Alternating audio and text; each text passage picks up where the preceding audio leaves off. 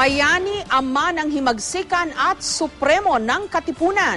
Ilan lang yan sa mga pagkilala kay Gat Andres Bonifacio bilang paggunita sa kanyang ika-149 na kaarawan.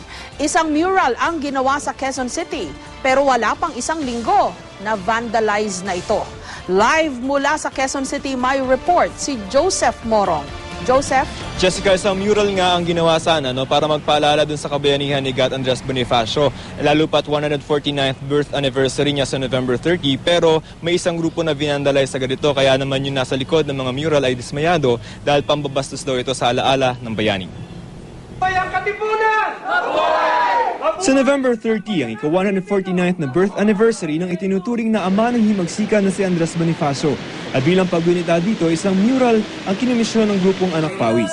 Sa mural, katabi ni Bonifacio ang mga ordinaryong Pilipino, mga magsasaka, manggagawa at mangingisda. Dahil sa kanya, na-organisa niya yung mamamayan at doon niya nailatag yung pambansa demokratikong pakikibaka ng mamamayan. Sa isang mataong lugar tulad ng overpass sa Philcoa, ito ipininta para mas mailapit sa masa.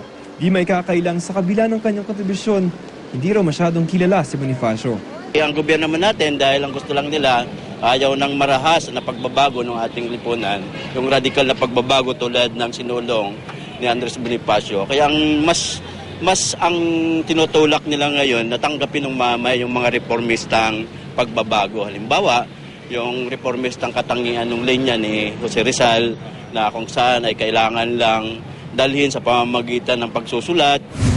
Pero sa kasamang palad, isang linggo lamang ang nakalipas. Ito na ang mural ngayon. Pinatungan ng graffiti. Halos wala nang natira sa orihinal na mural.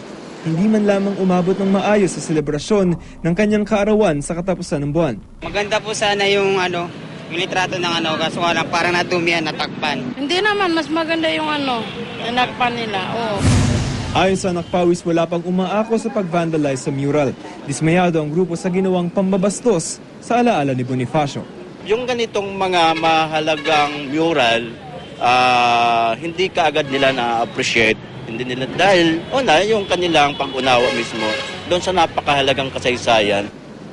Ang makailan lamang ay nilunsad yung Boni 150 Committee. Ito naman ay para dun sa paghahanda sa kanyang 150th na birth anniversary sa susunod na taon para nga ipalaganap yung diwa ng kanyang kabayanihan, Jessica. Okay, pero Joseph, tanong ko lang, medyo distinct ba yung pinaglagyan ng mural? Kasi baka akala nung mga nag-vandalize kung ano-ano lang yan. Ma'am, hindi kasi parang yung sa Philcoa overpass yan, pagdadaan ka bago ka bumaba doon sa may side ng papunta na ng UP, doon sa isang bakanting wall, doon siya nakalagay. So it stands out. At saka kung maganda naman yung pagkakagawa, so parang hindi naman siya tipong graffiti na parang pwede mong patungan or what. This is an art form, it's a mural. So parang may intention talaga to vandalize yung artwork, Jessica. Okay, yun nga lang, wala sigurong, sana naglagay man lang ng sign, na ito'y pag-alala kay Gat Andres Bonifacio, etc., etc. Wag naman i-vandalize.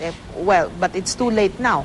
Ang sabi nga nung grupo kanina, parang nag-alala sila na parang baka mamaya ay mapatungan. Kasi ang sabi naman nila, baka naman hindi kasi maganda naman yung pagkakagawa. Siguro re-respetuhin. Pero apparently mukhang yung iba nating kababayan ay medyo konting mababaw yung consciousness sa mga ganitong bagay. Kasi yung ipinatong na graffiti dyan, kung hindi ako nagkakamali, medyo common yan dun sa mga ibang graffiti na nilalagay sa ibang lugar ng Metro Manila. Mukhang sa iisang grupo lang yan gumagawa. Kasi medyo signature nila yung ganyang style, di ba? That's right, ma'am. Kasi yung iba naman, yung graffiti as an art form, meron talagang mga grupo na nabubuo ng mga grupo with that kind of intention. Yung parang medyo illegal yung ginagawa, medyo subversive, medyo illegal yung element. Pero ito na medyo may tumawid ng konti dun sa hindi pagrespeto sa isang artwork, Jessica. Okay, nakakalungkot. Maraming salamat, Joseph Morong.